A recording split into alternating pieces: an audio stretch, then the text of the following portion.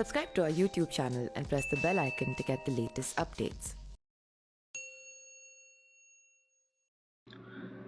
नमस्कार, मैं पिंटू सिंह यादव आप सभी का स्वागत करते हैं न्यूज लाइव में। दोस्तों, जब जब योगी आदित्यनाथ की यूपी पुलिस यानी कि एसटीएफ इनकाउंटर करती है, आए दिन सवाल खड़े हो जाते हैं और सवाल खड़ा होना भी लाजमी है, क्योंकि जिस तरीके से विकास दुबे के इनकाउंटर के मामले में कहा यह जा रहा था कि कई सारे ऐसे सफेद पोशाक लोग हैं जो उसके पीछे काम कर रहे थे। अगर विकास दुबे जिंदा रहता तो वही कई सारे राज उगलते, इस तरीके की बातें सामने हो रही थी। लेकिन कई सारे पुलिसकर्मियों की हत्या हुई थी, तो लोगों का ये मानना था कि जो मारा है उसको सिंपल मार दिया जाए।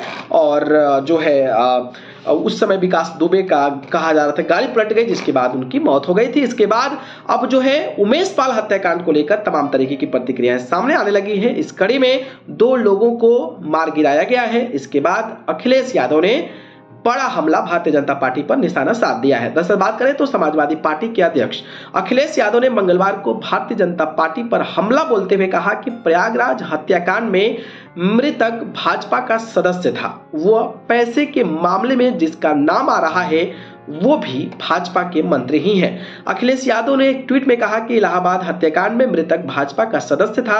वो पैसे के मामले में जिसका नाम आ रहा है वो भी भाजपा के ही मंत्री हैं। आखिर मुठभेड़ करके सरकार कौन सा राज छुपाना चाहती है? अब जो भाजपा की छवि की मिट्टी पलीत कर रहे हैं वो भाजपाई कब मिट्टी में मिलाए जाएंगे या फिर मंत्री पद से हटाए जाएंगे?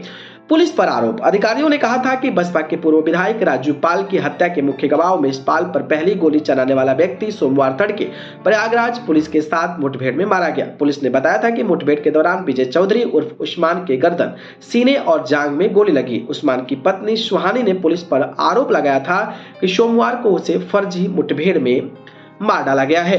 वहीं बात करें तो इस बीच सोमवार को प्रयागराज में आयोजित प्रेस वार्ता में अतीक अहमद की बहन आयशा नूरी ने प्रयागराज की महापौर अभिलाषा गुप्ता नंदी पर शाइस्ता परवीन को मामले में उलझाने के लिए उमेश पाल की हत्या की साजिश रचने का आरोप लगाया था, ताकि वह बसपा के टिकट पर महापौर का अलग चुनाव न लड़ सके। आयशा ने प्रदेश सरकार में मंत्री नंदगोपाल गुप्ता नंदी पर अतीक अहमद से 5 करोड़ रुपए उधारी नहीं लौटाने का भी आरोप लगाया है।